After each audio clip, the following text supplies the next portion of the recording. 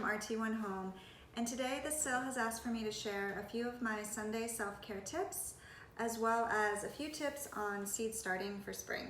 My Sunday self-care tips are pretty simple.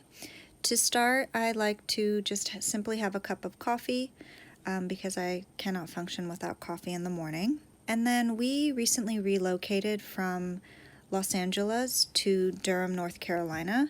And so now I really enjoy just either looking outside the window or going outside on our deck and viewing all the greenery and nature that we have now around us. I also enjoy just taking time to spend with my family, Nico and the dogs, and just relaxing with them. And then the last tip would be to check my plants.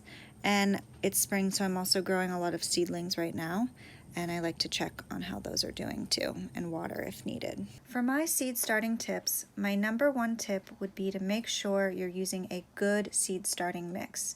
Please don't use old soil, and make sure that your mix is light and airy, not compacted, so it's easy for your seeds to germinate.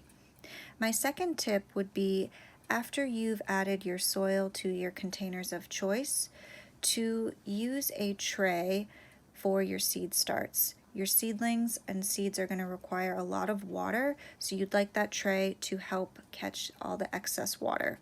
Tip number 3 is kind of an obvious one, but it is important to label your seed name and date that you planted them. This helps prevent you from mixing up what you planted and also helps you track how long it takes for your seeds to germinate.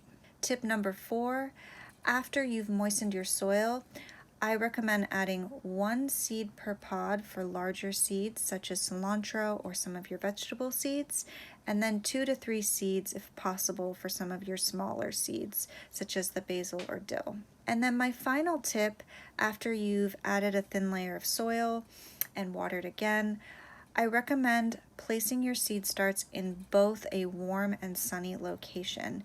Your seeds are going to need warm temperature so that they will germinate, and then once they have sprouted, they need at least 6 hours of full sun to be able to grow healthy. If you don't have access to a warm and sunny location, I highly recommend a grow light. Thanks so much for watching. I hope you enjoyed these tips, and please reach out if you have any questions.